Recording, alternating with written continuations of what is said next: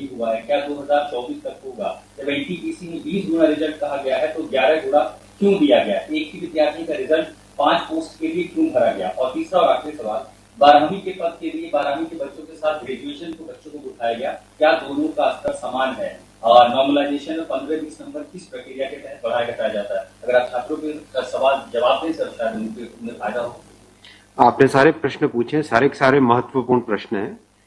मैं इन सारे प्रश्नों को एक एक करके लेता हूं। सबसे पहले लेवल 1 में 2 स्टेज एग्जाम क्यों? 1,25,00,000 के आसपास स्टूडेंट्स ने अप्लाई किया है। इतनी बड़ी संख्या में देश भर में अगर रिक्रूटमेंट करना है तो आपको एक लेवल के एग्जाम से, सिंगल एग्जाम से करना बहुत मुश्किल है। फिर भी हम इसको री एग्जामिन करेंगे। इतनी बड़ी संख्या में 1,25,00,000 कैंडिडेट्स अगर हो तो कैसे उनको एक साथ सेम तरीके से same level of hardness of question की, ये सब करना अति डिफिकल्ट। आप सब इस प्रक्रिया से गुजर चुके हो, आप भी समझते होंगे। इसलिए इसके दो, एक प्रीलिम एग्जाम और उसके बाद में एक कंप्यूटर बेस्ड टेस्ट 2 इस तरह से करके किया गया। वो नोटिस में लिखा गया था कि अगर जरूरत पड़ी, अगर परिस्थिति हुई तो उसके 2 लेवल किए जाएंगे। पहला ये। दूसरा आपका प्रश्न कि 10+2 में ग्रेजुएट्स को कैसे अलाउ करें। देखिए, किसी भी एग्जाम में मिनिमम क्वालिफिकेशन का स्टैंडर्ड होता है, मैक्सिमम क्वालिफिकेशन का नहीं होता है कभी भी। ये कानूनन कॉन्स्टिट्यूशनल व्यवस्था में हम लोग काम कर रहे हैं। कॉन्स्टिट्यूशनल व्यवस्था के हिसाब से हम मिनिमम प्रिस्क्राइब कर सकते हैं, मैक्सिमम प्रिस्क्राइब नहीं कर सकते। तो 10+2 के लिए जो क्वालिफिकेशन वाला स्केल है, उसमें अगर ग्रेजुएट बैठे हैं तो उसको रोकने का हमें कोई अधिकार नहीं है, किसी को कोई अधिकार नहीं है। अगर कोई नया इसके बारे में कोई नया न्यायपालिका की तरफ से कोई चीज आती तो अलग बात है, लेकिन हमारे पास कोई अधिकार नहीं है इसका। दूसरा विषय था ये। तीसरा विषय आपने रखा समय का। देखिए, शुरू में इसके लिए जो इस एग्जाम को कंडक्ट करने के लिए एप्लीकेशंस आई, दोनों के दोनों एग्जाम्स में 1 करोड़ से ज्यादा एप्लीकेशंस आई। 1 करोड़ से एप्लीकेशन ज्यादा आई तो जो एग्जामिनेशन कंडक्ट करने के लिए एजेंसी हमको हायर करनी थी, उसको हायर करने में टाइम लगा, 6 महीने से ज्यादा लगा। नेचुरली इतनी बड़ी संख्या में अगर एग्जाम करना है देश में तो अपने आप में वो एक बहुत बड़ा challenge. It's a Himalayan task, it's a huge task, it's a very very big challenging task. तो एजेंसी को सेलेक्ट किया गया। सेलेक्ट करते करते कोरोना आ गया। कोरोना के फेज में देरी हुई, लेकिन फिर भी डिस्पाइट कोरोना तुरंत दिसंबर 2020 में एग्जाम की प्रोसेस चालू हुई और despite second wave of corona फिर भी एग्जाम किया गया with all the precautions, all the safety things करके इसको लाए। जो दूसरा वाला ग्रुप बी का एग्जाम है उसमें कैट में चले गए थे बच्चे, क्योंकि करीब 5 लाख के आसपास एप्लीकेशंस ऐसी थी जिसमें फोटोग्राफ प्रॉपरली मैच नहीं हो रहा था। तो नेचुरली अगर एप्लीकेशन में फोटोग्राफ मैच नहीं हो तो उसको आप एग्जाम में कैसे लोगे, तो वो विषय आया था। तो उस विषय के कारण लोग कैट में गए थे। एडमिनिस्ट्रेटिव ट्रिब्यूनल ने जैसे ही उसका समाधान किया, फैसला किया, उसके फैसले के तुरंत बाद में हम लोगों ने एग्जाम के प्रोसेस को आगे किया, कोई उसमें देरी नहीं की। और हमारा, देखिए, हमारी सरकार, प्रधानमंत्री श्री नरेंद्र मोदी जी का इंटेंट हमेशा है कि मैक्सिमाइज करना है रोजगार को। इसीलिए आप देखिए इतनी बड़ी संख्या में, यानी रेलवे में 1,40,000 टोटल, 1,05,000 ग्रुप डी की कैटेगरी में, लेवल 1 की कैटेगरी में, और लेवल 2 से लेवल 6 की कैटेगरी में 35,000 कैंडिडेट्स वैकेंसीज। 1,40,000 की वैकेंसीज लाना कोई छोटी बात नहीं है, बहुत बड़ी बात है। फिर आपका चौथा पॉइंट आप देखिए, ज्यादा से ज्यादा कैंडिडेट्स को फर्स्ट स्टेज से सेकंड स्टेज में जाने का मौका मिले, इसके लिए 2015 तक हमेशा प्रिलिमिनरी एग्जाम जो होता था, फर्स्ट स्टेज होता था, उससे 10 गुना लिए जाते थे, केवल 10 गुना लिए जाते थे। 2015 के बाद में पहले ही संख्या बढ़ा के 15 गुना कर दी गई, जिससे कि ज्यादा से ज्यादा कैंडिडेट्स को मेन एग्जाम के लिए जाने का मौका मिले। और 2019 में इस संख्या को 20 गुना किया गया ताकि ज्यादा से ज्यादा लोगों को अवसर मिले। ज्यादा से ज्यादा लोग, क्योंकि फर्स्ट स्टेज जो प्रिलिमिनरी एग्जाम इतना बड़ा नंबर है कि उस नंबर में हो सकता है कुछ बाय चांस उस दिन तबीयत ठीक नहीं हो, कोई दूसरा कारण हो, समय पे पहुंच नहीं पाए, कोई भी कारण से मिस कर गया, तो मैक्सिमम लोगों को हमें चांस देने का इंटेंट है। इसी इंटेंट के कारण 20 गुना किया गया। जो 10 गुना था 2015 से पहले, उसको 20 गुना किया गया 2019 में। तो ये प्रो स्टूडेंट्स, प्रो कैंडिडेट्स वाली अप्रोच है हमारी, और हमारी इंटेंट एकदम नेक नियति से काम कर रहे हैं, सच्चाई से काम कर रहे हैं। देखिए, कोई भी कहीं भी एक भी जगह से कहीं कोई पेपर लीक होने की बात नहीं है, कहीं पे कोई एग्जाम के मैनिपुलेशन की बात नहीं है। जो आज सिर्फ मुद्दा है, मुद्दा सिर्फ इतना है कि शॉर्टलिस्ट कैंडिडेट्स कितने किए जाए, यही मुद्दा है। इस मुद्दे को सॉल्व करेंगे, इसको भी हम बहुत सेंसिटिवली सॉल्व करेंगे। हमारे लिए छात्र हमारे साथी हैं, हमारे भाई हैं, हमारी बहनें जो एग्जाम दे रहे हैं, तो हमारे लिए बहुत इंपॉर्टेंट है। हम इसको बहुत सेंसिटिवली हैंडल करेंगे। तस्वीर और दिखाई पड़ी बच्चों को लाठीचार्ज कल रात को आपने देखा, अगर तस्वीरें दिखाई हो हॉस्टल में घुस, मैं आपको इतना बताना चाहूंगा कि जो लोग किसी भी अपनी खुद की संपत्ति को अगर जलाते हैं, खुद की संपत्ति पे अगर अटैक करते हैं, उसको डिस्ट्रॉय करने की कोशिश करते हैं, तो उसमें जो प्रक्रिया पुलिस की होती है वो होनी, अगर हुई है, मेरी बात आप इसमें स्पष्ट रखिए कि मैं छात्रों को कह रहा हूं कि आपकी संपत्ति है, आप अपनी संपत्ति को जलाने के लिए क्यों बाहर निकले। और हम आपकी बात को शुरू से सुन रहे हैं। जिस दिन आपने पहले ये पॉइंट रखा, उसी दिन हमने तुरंत इसका, जैसे ही दूसरे दिन ही मेरे नजर में आ गई थी बात ये, और दूसरे दिन मैंने तुरंत सारा ये टेबल मंगवाया कि आप मुझे एग्जैक्ट बताओ हर एक लेवल पे क्या वैकेंसी है। और हर एक लेवल पे एग्जैक्ट, जैसे लेवल 2 पे 5663, उसकी जगह 1,13,000, कितने गुने? 20 गुने। लेवल 3 पे 4,940, उसके अगेंस्ट कितने शॉर्टलिस्टेड? 98,833, 20 गुने। तो जो नोटिस के अंदर प्रक्रिया एग्जैक्टली उसके हिसाब से किया है, हर एक पे, level 2, level 3, level 4, level 5, level 6, हर एक पे एग्जैक्टली 20 टाइम्स किया गया है। इश्यू वो नहीं, इश्यू डुप्लीकेट नहीं, इश्यू यूनिक वाली बात आ गई। अब वो मुद्दा उनका है, क्योंकि इसलिए मुद्दा आ रहा है कि जिन लोगों ने तैयारी कर ली है उनको लगता है कि हमें एक बार और चांस मिल जाए, इसीलिए हम इसको बहुत सेंसिटिवली हैंडल करेंगे।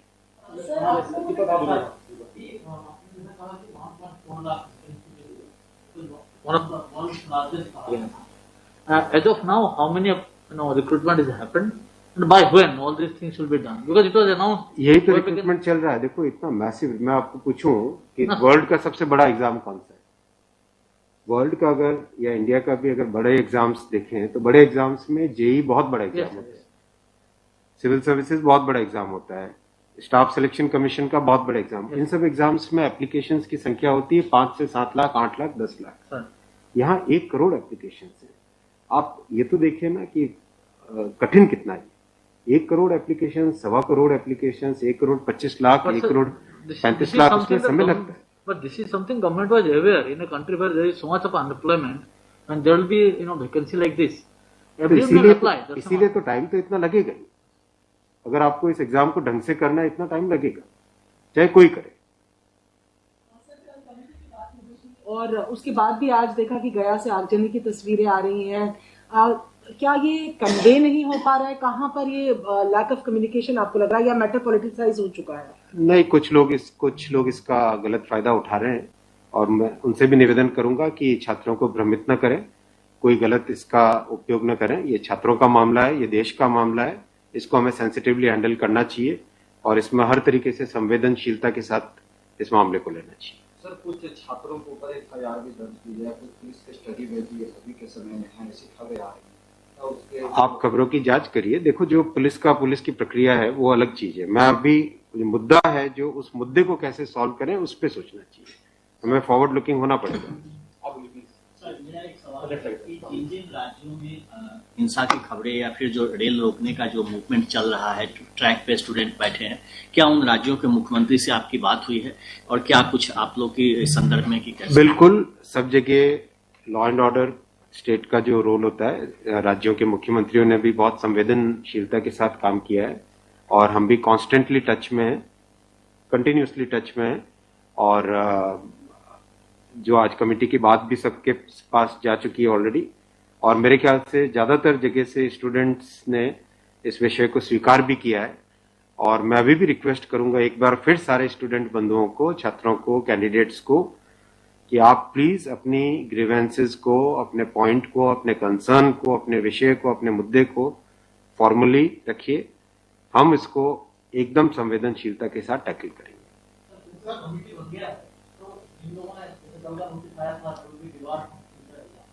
Will that also be considered because they did not know that this is going to happen? नहीं, देखो, कमिटी एक बहुत ही सीनियर ऑफिसर्स की है और ये कमेटी हर चीज को, जितने भी मुद्दे इसमें आएंगे, हर एक मुद्दे को जल्दी से जल्दी, इसमें कमेटी का टाइम लिमिट भी दिया। कितना टाइम दिया हमने? टाइम लिमिट 4 मार्च तक। जो कमेटी की रिपोर्ट आने का क्या मतलब, जल्दी से जल्दी हमारा एम है कि इस मुद्दे को बिल्कुल भी डिले न करके जल्दी से जल्दी सॉल्व करें। 16/2 तक सारे के सारे कैंडिडेट्स अपने कंसर्न सबमिट कर सकते हैं। 3 वीक्स टाइम दिया। I think that's a reasonable time. इससे ज्यादा टाइम देने की जरूरत नहीं है। और कमिटी अपना सारे कंसर्न्स को एग्जामिन करके रिकमेंडेशंस देने का टाइम 4 मार्च दिया गया। तो कोशिश करेंगे उससे पहले अगर हो जाए, 4 मार्च से भी पहले अगर हो जाए। डिपेंड करेगा कि कितने रिप्रेजेंटेशंस आते हैं। और मोटे मोटे मुद्दे तो अभी आ चुके हैं पब्लिक में सबके, इसलिए मुझे नहीं लगता है कि इसमें बहुत ज्यादा टाइम लगेगा। वो आपकी नॉलेज में आ गया है, मोटा मोटी सही आ गया है। दूसरी ओर ये कि जो आपके पैरामीटर्स हैं उस पर सब कुछ सही तरीके से लिया गया है, उसी तरह से शॉर्ट लिस्ट किया गया है।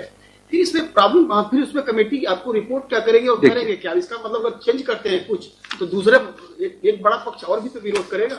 हाँ, ये इसीलिए तो मैं आपको देखो बताऊं ना, एग्जैक्ट किसी भी लेवल पे नोटिस में जो लिखा था कि 20 गुना कैंडिडेट लेंगे, अगर आपके सामने टेबल रखा हुआ है, 5,663 की जगह 1,13,000 यानी 20 गुना।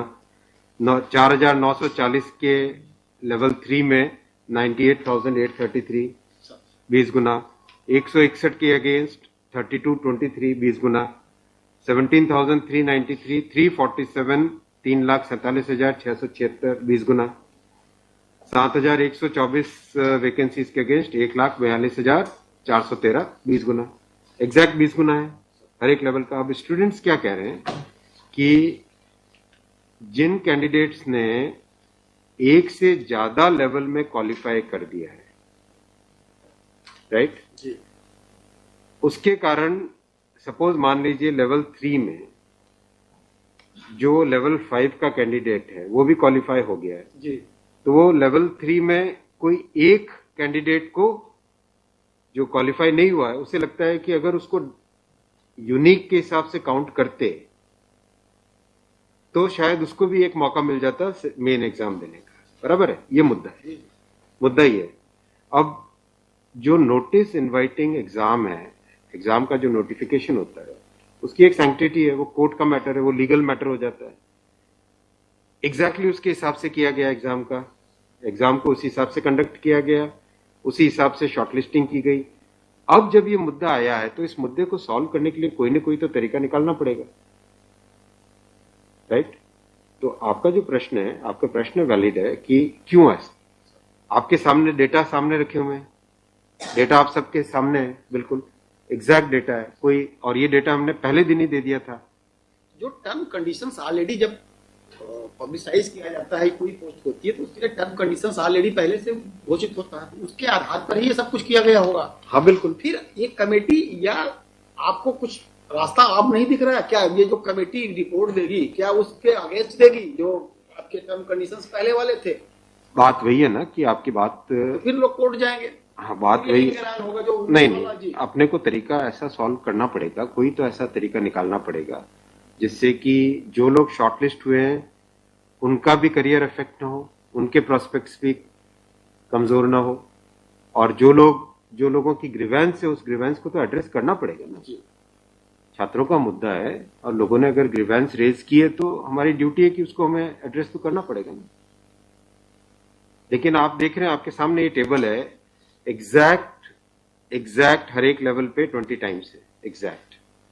ये आप टेबल आप सब लोग देख लीजिए। और ये हमने जैसे ही शॉर्टलिस्टिंग हुई, कुछ लोगों ने मुद्दा उठाया, तुरंत मैंने आरआरबीज को क्लियर बोला था कि ये एग्जाम हमारी तरफ से एकदम ट्रांसपेरेंटली होना चाहिए और हर जगह एग्जैक्ट ये सब नंबर्स रखे गए। एक सवाल अगर आपको धन्यवाद। ठीक है। Thank you so much.